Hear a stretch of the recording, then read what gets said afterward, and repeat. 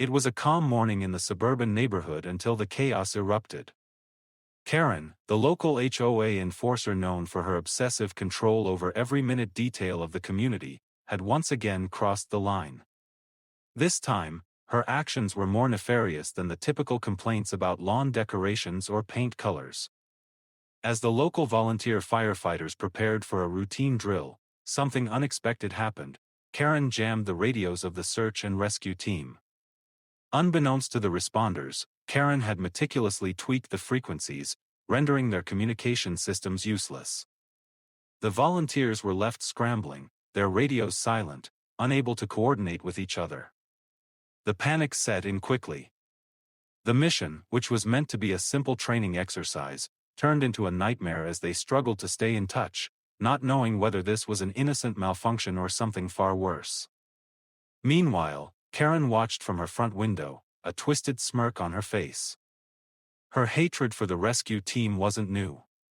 She had always viewed them as a nuisance, constantly having to abide by their training drills and emergency procedures.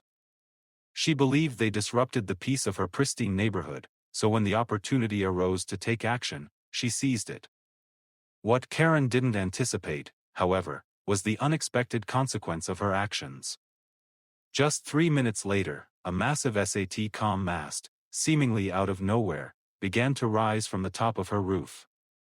The neighbors, witnessing this sudden and bizarre development, were left stunned and confused. They watched as the sleek mast extended upward, gleaming in the sunlight, seemingly defying physics as it pierced the sky.